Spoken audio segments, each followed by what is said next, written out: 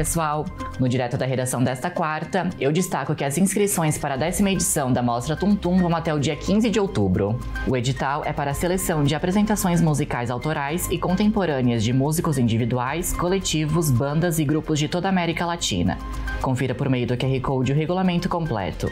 O objetivo é promover a diversidade artística e cultural, com acesso gratuito ao público geral para assistir aos shows. Participe!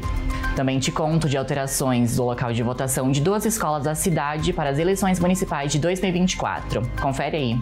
Devido a reformas da Escola Cristóvão de Mendonça, as sessões que aparecem na tela foram transferidas para o Senac Caxias do Sul, que fica localizado na Avenida Júlio de Castilhos, número 3638.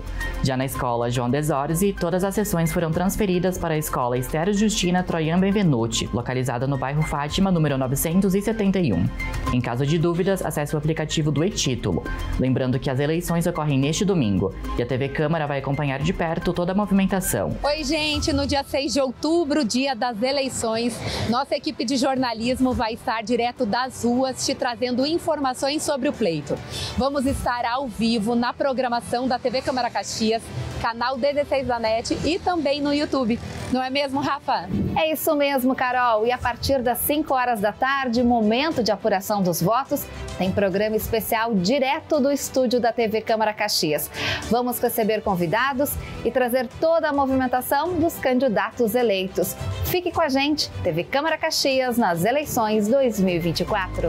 E antes de encerrar, eu te conto que vai rolar amanhã, na 40ª Feira do Livro de Caxias do Sul. Durante a manhã, tem animação cultural com os Vivanceiros da Alegria e contação de história com Vera Seco. Já à tarde, tem apresentação do coral Associação Criança Feliz com regência de Aline Giacometti. E à noite tem café com patronos, com o tema O Mercado Editorial e as Estratégias de Circulação, Desafios e Oportunidades, com Carlos Henrique Iotti e Maia Falques. Então esse foi o Direto da Redação desta quarta-feira. Eu te desejo um ótimo dia e até a próxima!